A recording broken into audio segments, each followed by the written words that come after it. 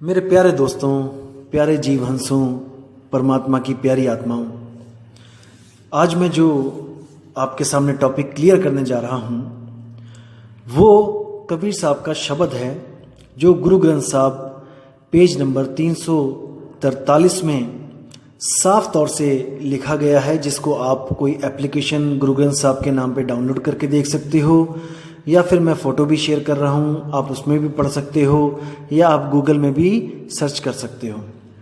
तो दोस्तों, जो वाणी मैं बताने जा रहा हूँ उस वाणी का कहने का असली मकसद है 52 अक्षरों से इस जीव आत्मा को अलग करना है।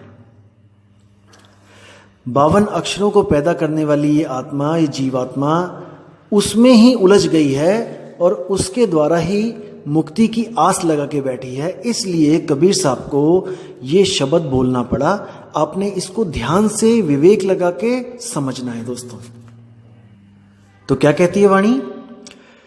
52 अक्षर जोरे आन, सक्या न अक्षर एक पछान। कबीर साहब कहना चाहते हैं कि जितने भी नाना पंथ, नाना प्रकार के मत मतांतर, जितने भी नाना प्रकार के गुरु जो पूरे दुनिया में प्रचार करते हैं अपने अपने पंथों का, वो बताते तो यही है कि परमात्मा एक है, परमात्मा एक है, सबका वही एक है। लेकिन हर गुरु किसी ना किसी फोटो को, किसी ना किसी अपने इष्ट देव को, किसी ना किसी अपने गुरु को परमात्मा घोषित करने में लगा है। और सब कुछ बताने के बाद आपको क्या दे दिया जाता है? एक नाम दे दिया जाता है सिमरण करने के लिए।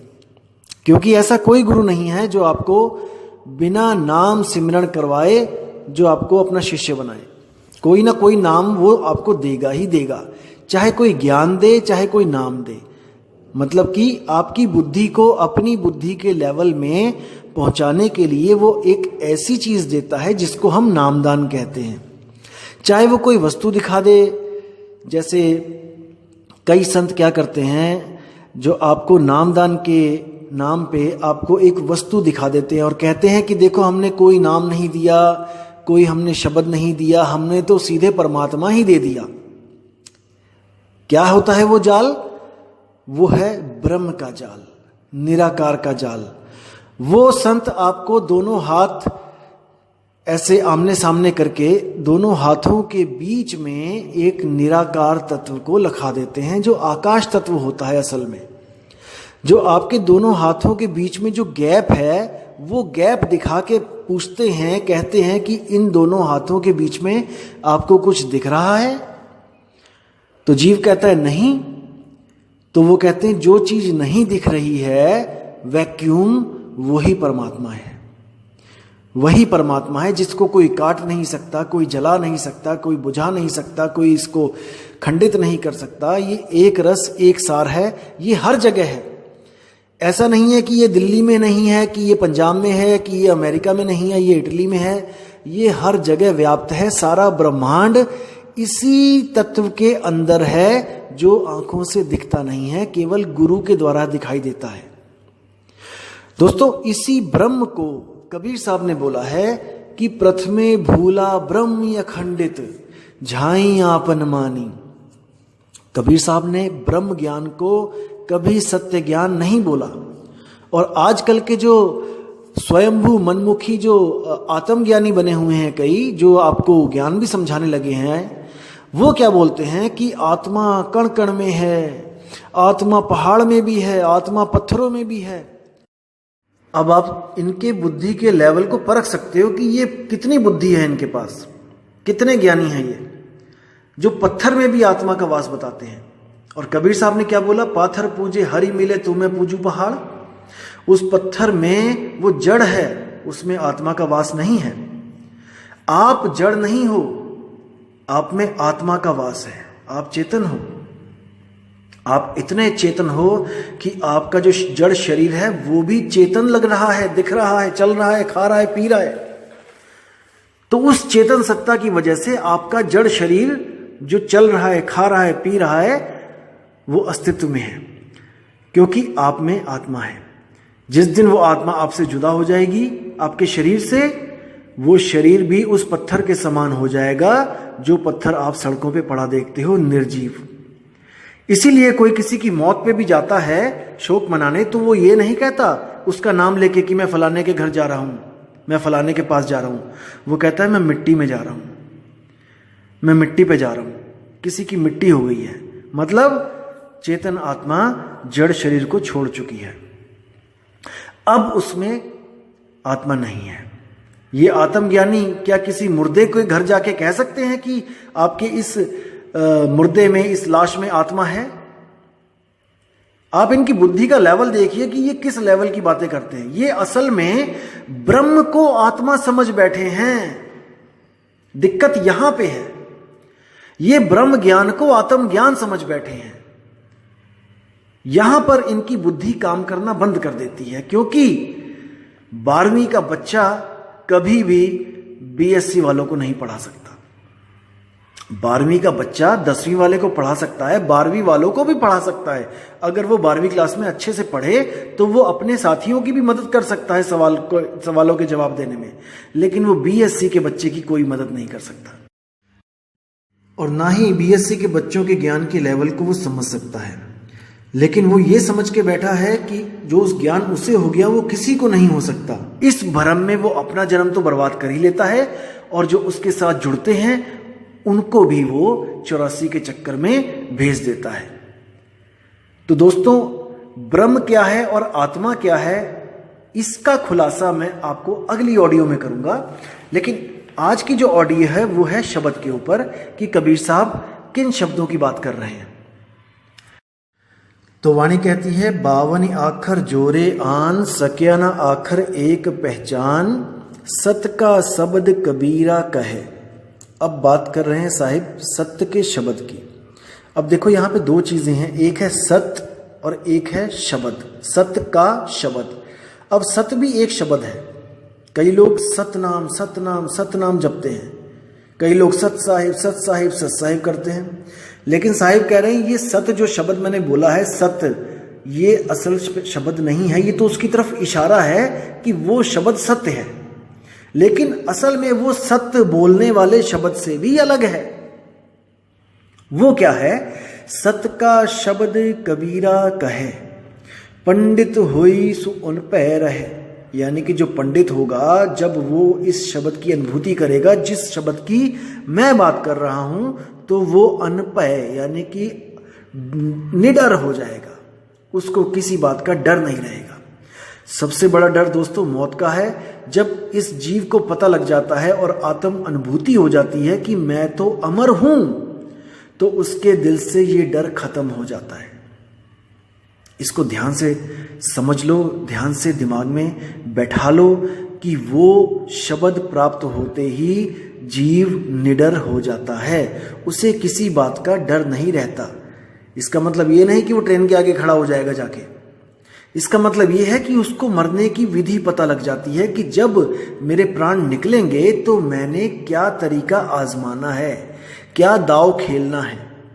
पहलवान कोई भी तगड़ा हो, तगड़े से तगड़ा हो, अगर उसको दाव पेच नहीं आते तो उसकी हार निश्चित है, क्योंकि पहलवानी में केवल ताकत नहीं, दाव पेच का बोलबाला होता है।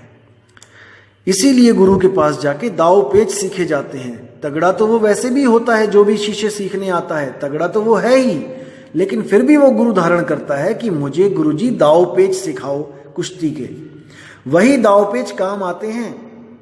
जब गुरु दाव पेच सिखा देता है तो गुरु कभी उसके साथ किसी कुश्ती में लड़ता नहीं है, उसकी मदद नहीं करता कि दो लोगों की कुश्ती हो रही है तो गुरु भी उस कुश्ती में कूद जाएगा अपने शिष्य के लिए। ऐसा नहीं होता, क्योंकि कई दुनिया में ऐसे गुरु भी हैं जो आपको कहेंगे कि गुरु पार कर देगा, गुरु पार कर देगा, गुरु अपनी ताकत लगा देगा। ऐसा नहीं होता दोस्तों। गुरु तो अपना ज्ञान देता है, ज्ञान ही ताकत होती है। ज्ञान ही असल में वो विधि है जिसको प्राप्त करने के बाद आप में भी वो ताकत आ जाती है जो गुरु में होती है। जैसे एक छोटा सा बच्चा है जो पानी से बहुत डरता था, वो क्या करता है, वो लोगों को देखता है, बच्चों को देखता है पानी में नहाते हुए, नदी में छलांगे मारते हुए, खुश होते हुए, तो उसके मन में भी ये इच्छा हो जाती है कि मैं भी पानी में छलांगे मारूं। लेकिन वो क्या करता है, वो डरता है, इसलिए वो कभी पानी में छलांग नहीं मारता, कभी उस आनंद को अनुभूति नहीं कर पाता कि उस पानी में छलांग मार के बच्चे इतने खुश क्यों हैं। वो देखता तो है कि बच्चे खुश हैं, लेकिन वो समझ नहीं सकता, उसको महसूस नहीं कर सकता कि किस प्रकार की खुशी बच्चों को मिल रही है। तो एक दिन वो क्या करता है, वो अपने पिताजी से कहता है कि पिताजी मैं भी नदी में छलांग मार के आनंद लेना चाहता हूं, क्योंकि मैं देखा है कि जो भी नदी में कूदता है वो बचाओ बचाओ करता है, चिल्लाता है, यानी कि नदी में कूद के किसी को आनंद नहीं मिलता। वो डरते हैं, वो चिल्लाते हैं, चीखते हैं, लेकिन जाने क्यों मेरे दो दोस्त हैं, ये जो मेरे बच्चे दोस्त हैं, ये नदी में छलांगे मार के बचाओ बचाओ नहीं करते, ये खुशी से आनंद से वोर विभोर हो जाते हैं। ऐसी क्या चीज है इनके पास। तब पिताजी उनको समझाते हैं बच्चे को कि बेटा उनके पास विधि है, उनके पास एक तरीका है जिसको तैराकी कहते हैं। असल में उन्होंने तैराकी सीखी है।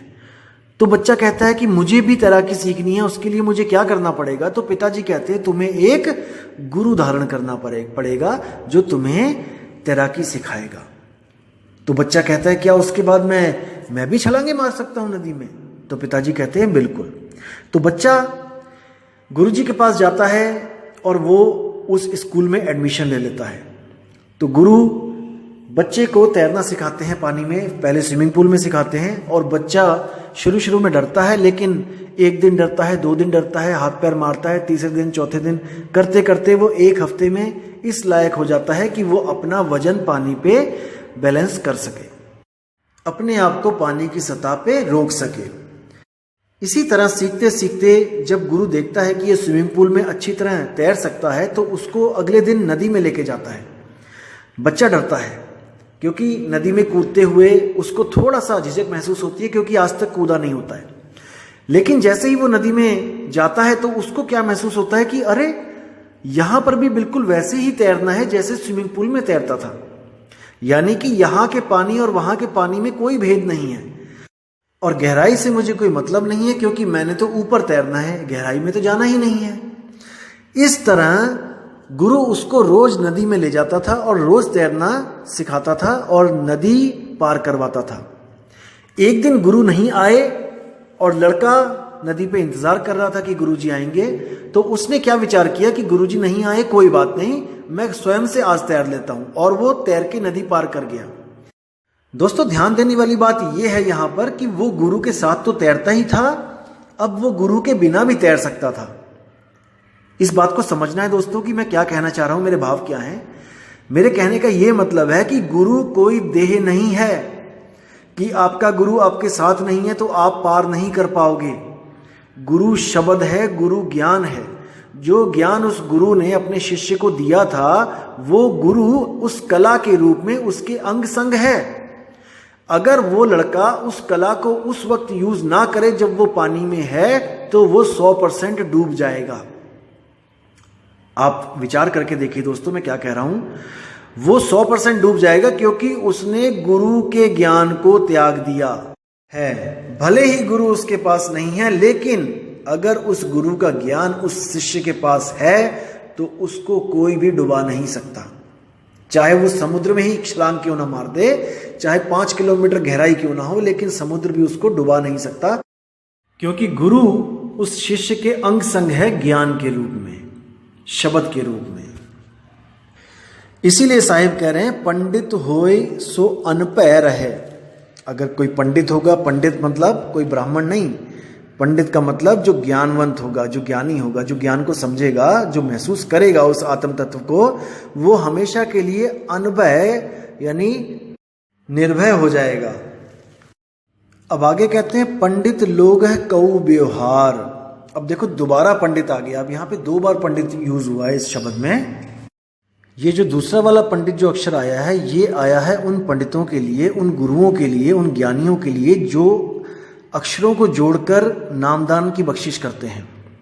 उनका व्यवहार, उनकी जो करनी है, उनका जो व्यवहार है, उसके बारे में कबीर साहब कह रहे हैं पंडित लोग कहो व्यवहार, यानी कि पंडितों का ये व्यवहार शुरू से ही है कि कोई ना कोई मंत्र देते ही आए हैं। किसी को ओम नमः शिवाय दे दिया, किसी को ओम नमः भगवते वासुदेवाय दे दिया, किसी को ओम क्लियम हरियम श्रियम दे दिया। ये करते ही आए हैं आज तक, इनका व्यवहार है, इनके खून में रचा हुआ है ये मंत्र तंत्र। क्योंकि आज भी देखिए आप, टीवी भरा पड़ा है, हर पंडित आता है टीवी पे और कहता है कि अगर आप ये चाहते हो तो ये मंत्र है, वो चाहते हो ये मंत्र है, इस कामना पूरी करनी है ये मंत्र है। बिना मंत्रों के वो ये कभी नहीं कहते कि भाई तू मेहनत कर ले, कुछ काम कर ले। वो कहते हैं संकट आ गया है, ये संकट मोचन का नाम जपना शुरू कर दो। अरे भाई संकट से तो लड़के ही बात बनेगी ना। अगर आपको पैसे चाहिए आप काम करो, मेहनत करो, आपको बिना किसी मंत्र के, बिना किसी तंत्र के आपके घर में पैसे आएंगे।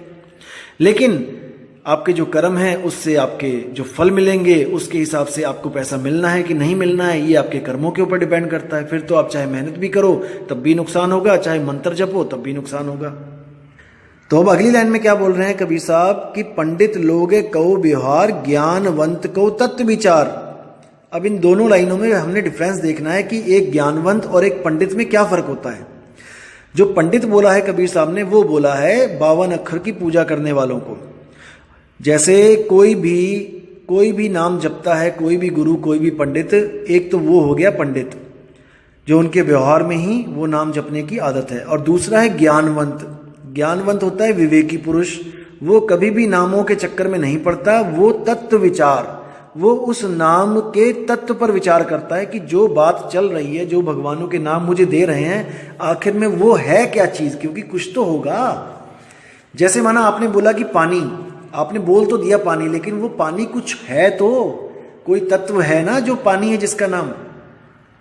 उसी पानी को आगे जाके किसी और देश में देखोगे तो वाटर बोलते हैं, अपने भारत में देख लो कहीं पर उसको जौल बोलते हैं, कहीं पे उसको नीर बोलते हैं, कहीं पे उसको तोय बोलते हैं, कहीं पे उसको पानी बोल देते हैं, कहीं पे उसको जल बोल देते हैं। तो जो अज्ञानी होगा वो इसी में उलझ जाएगा कि नहीं ये वाला मंत्र सच्चा है, नहीं वो वाला मंत्र सच्चा है। ऐसे गुरु भी देखे होंगे आपने जो टीवी पे ये बताते हैं कि देखो वो गुरु ये मंत्र दे रहा है, वो मंत्र नहीं है, असली मंत्र मेरे पास है। मतलब कि वो कहना चाहता है कि देखो वो जल जल करवा रहा है, जल जल करने से प्यास नहीं बुझेगी, मेरे पास आओ, मैं पानी पानी का जाप देता हूं, उससे आपको प्राप्ति होगी। तीसरा कोई कहेगा नहीं ये दोनों झूठ बोल रहे हैं, मैं वाटर वाटर का जाप देता हूं, असली चीज वाटर है। तो कहने का मतलब सबके सब नामों में उलझे पड़े हैं, तत्व पर विचार कोई नहीं कर रहा है। वो निहित तत्व कैसे मिलेगा, क्या है वो निहित तत्व, इस पे कोई विचार नहीं कर रहा। सब के सब अंधी भेड़ की तरह मंत्रों के पीछे लगे पड़े हैं। हमारे गुरुजी फलाना मंत्र देते हैं, हमारे गुरुजी 7 मंत्र देते हैं, हमारे गुरुजी 10 मंत्र देते हैं। अरे परमात्मा एक है, उसी एक का नाम बहुत बड़ा है, किसी और की जरूरत नहीं पड़ेगी। तो दोस्तों इस पे विचार करना है, विवेक लगाना है, आपकी बुद्धि इस सत्य को जरूर पकड़ेगी, क्योंकि मुझे पूरा विश्वास है कि आप भटके हुए हो लेकिन मूर्ख नहीं हो। आप भटक चुके हो लेकिन मूर्ख नहीं हो। भटका हुआ बंदे को हम मूर्ख नहीं कह सकते, क्योंकि सुबह का भूला शाम को वापस आ सकता है। भूले हुए हो आप लेकिन मूर्ख नहीं हो, और सत्य ज्ञान प्राप्त नहीं हो पा रहा है इसलिए मूर्ख बने हुए हो। जिस दिन आपको सत्य ज्ञान समझ में आ गया, आप कभी भी मूर्ख नहीं बने रह सकते। आप पीतल को तभी तक गले में पहन रहे हो दोस्तों जब तक आपको सोने की परख नहीं हो गई। जिस दिन आपको यह ज्ञान हो गया कि सोने और पीतल में क्या फर्क है, आप कभी भी पीतल को धारण नहीं कर पाओगे। तो इसको विवेक द्वारा अपने हृदय में बसाना है, जो सत्य ज्ञान है उसको समझना है। अब कबीर साहब कहते हैं कि जाके जी जैसी बुद्धि होई, कहें कबीर जानेगा सोई। कि जो मैं शब्द बोल रहा हूं, जो मैं वाणियां बोल के गया हूं, जैसी जिसकी बुद्धि होगी वो मेरी वाणियों को उसी प्रकार से समझेगा। देखो कितना स्पष्ट बोल दिया है कि ऐसा नहीं है कि मेरी वाणी पढ़ के एक ज्ञानी भी और एक अज्ञानी भी दोनों एक ही निष्कर्ष पे निकलेंगे। नहीं, वाणी एक होगी लेकिन उसके मतलब बुद्धि के अनुसार बदल दिए जाएंगे। सबसे बड़ा जाल यही है दोस्तों। शब्द कबीर साहब के सब ले रहे हैं, वाणियां कबीर साहब की सब ले रहे हैं, लेकिन अर्थ अपनी अपनी बुद्धि के अनुसार लगा रहे हैं। दिक्कत यहां पे है। जैसे कोई संत कहता है कि सोई गुरु पूरा कहा है, 2 अक्षर का भेद बताए। 2 अक्षर का मतलब क्या है? ओम सोहम। अब वाणी में नहीं लिखा है कि ओम और सोहम है, वाणी में केवल 2 अक्षर लिखे हैं, लेकिन वो अपनी बुद्धि के अनुसार क्या कह रहा है कि ओम सोहम। अब अगर ओम और सोहम ही वो दो अक्षर हैं जिसको एक पूरा गुरु बताता है, फिर तीसरा नाम क्यों देते हो आगे? क्योंकि वाणी तो ये भी प्रमाणित कर रही है कि सोई गुरु पूरा कहा है। जो दो अक्षर ओम सोहम दे रहा है वही गुरु पूरा है। फिर तुम पूरे कैसे हो गए? क्योंकि ओम सोहम तो कई पंथों में ऑलरेडी मिल रहा है। आप नाथ पंथों में जाइए, वो भी ओम सोहम का जाप देते हैं श्वासों के द्वारा। तो आप कैसे कह सकते हो कि वो अधूरे हैं? क्योंकि वाणी कह रही है दो अक्षर का भेद बताए वो गुरु पूरा है। तो यानी कि दोस्तों अपनी अपनी बुद्धि के अनुसार वाणियों को पढ़ाया जा रहा है, लोगों को भ्रमित किया जा रहा है, लेकिन आप भ्रमित अब मत होना। कबीर साहब भी कह रहे हैं कि कहें कबीर अक्षर दो भाख, होगा खसम तो लेगा राख। अगर तीन अक्षरों का नाम ही सतनाम सारनाम सार शब्द है तो कबीर साहब को कहना चाहिए था कहें कबीर अक्षर तीन भाख, होगा खसम तो लेगा राख। फिर तो तीन की बात होनी चाहिए थी। नानक साहब ने भी दो अक्षर की बात करी है। जे तू पढ़िया पंडित बिन दो आखर दो नामा, प्रणवत नानक एक लंगाए जे कर सच समावा। आप 1171 पेज नंबर पर देख सकते हैं गुरु ग्रंथ साहब में वाणी बिल्कुल स्पष्ट लिखी है, लेकिन उसको समझाने वाले ही उलझा रहे हैं। दिक्कत ये है। तो साहिब कहते हैं कासे कहूं सब जग अंधा, खेवन हार के गले में फंदा। खेवन हार यानी गुरु, जो किश्ती को खेने वाला है। साहिब कहते हैं माया ने उसी के गले में फंदा डाल रखा है, तो आगे चेले कहां जाएंगे? जब गुरु ही भवसागर में गोते खाएगा तो चेले कहां जाएंगे? चेले भी भवसागर में ही जाएंगे। इसलिए दोस्तों परख करना है, विवेक लगाना है, किसी भी गुरु के जाल में नहीं फंसना है। ये खुद तो लाखोंपति करोड़ोंपति अरबोंपति हो गए हैं, हवाई जहाजों में घूम रहे हैं, और आपको क्या कहेंगे? माया को त्याग दो। माया उलझा देती है, माया प्रभु मिलन में बाधा है। ऐसी ऐसी बातें करेंगे कि आपको लगेगा कि वाह वाह वाह क्या बात है, गुरुजी ने तो आंखें खोल दी। अब गुरुजी खुद उलझे पड़े हैं माया में। चांदी की थाली, सोने का चम्मच, इसके बिना खाना नहीं खा रहे हैं। कई गुरु ऐसे हो गए हैं, और कई गुरु पूरे पूरे शरीरों पे सोना लाद के घूम रहे हैं, 8-8 बॉडीगार्ड रख रखे हैं। तो साहिब कहते हैं जब गुरु ही अज्ञान में डूबा है तो चेलों को ज्ञान कहां से होगा? इसलिए साहिब ने बोला कि गुरु की परख करो। परख कैसे करो?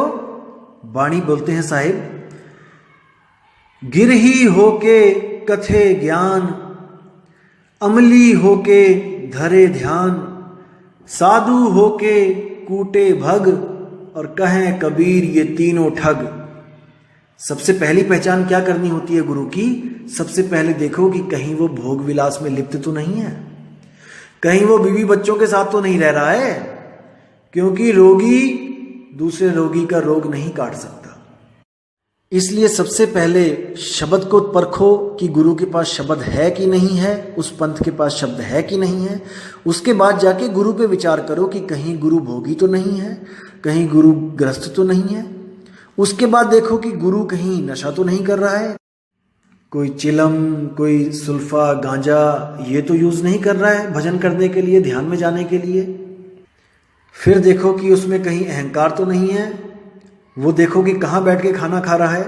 अगर वो आपसे अलग बैठ के कहीं खाना खा रहा है और आपसे अलग खाना खा रहा है, जो आप खा रहे हो वो नहीं खा रहा है, तो इसका मतलब अभी उसमें गुरु भाव नहीं है, वो अपने आप को श्रेष्ठ समझ रहा है। याद रखो दोस्तों, सतगुरु के लक्षण ये नहीं है। आप जहां बैठ के खाना खाओगे वो भी वहीं बैठ के खाना खाएगा, आपके साथ बैठ के खाना खाएगा, क्योंकि वो जानता है कि आप और वो एक ही हैं, आप में और उनमें कोई फर्क नहीं है आत्म तत्व की दृष्टि से। लेकिन वो अपना सब कुछ त्याग करके मानव हित, जीव हित के कल्याण में लगे हुए हैं, इसलिए वो हमेशा हमारे सम्माननीय हैं। हमेशा हमने उनको अपने सिर पर रखना है, गुरु जी को हमेशा उनकी आज्ञा में रहना है। कभी भी विश्वासघात के बारे में सोचना भी नहीं है, गुरुद्रोही होने का कभी सोचना भी नहीं है, क्योंकि जो कुछ प्राप्त होता है गुरु के द्वारा प्राप्त होता है। गुरुद्रोही तो जन्मों जन्मों तक नरक कुंड में वास करता है। तो दोस्तों, मैं इस ऑडियो को यहीं विश्राम देता हूं, और अगली ऑडियो में आपके लिए बनाऊंगा जिसमें मैं ब्रह्म और आत्मा इन दोनों में क्या फर्क है, क्यों कुछ लोग ब्रह्म ज्ञानी अपने आप को आत्मज्ञानी समझने लग जाते हैं, ये भ्रम मैं जल्दी ही दूर करूंगा। तब तक आप लोग इस वीडियो को सुने और इस पे विचार करें और अपने अंदर परमात्मा की उस शक्ति को महसूस करें जो सत्य और असत्य का निर्णय करती है, जिसको हम विवेक कहते हैं। तो इसी के साथ दोस्तों मुझे इजाजत दें और आपका दिन बहुत ही शुभ मंगलमय हो। साहिब बंदगी सतनाम। जय गुरु वैराग साहिब, जय गुरु मदन साहिब, जय जय सतगुरु बंदी छोड़ कबीर साहिब। साहिब बंदगी।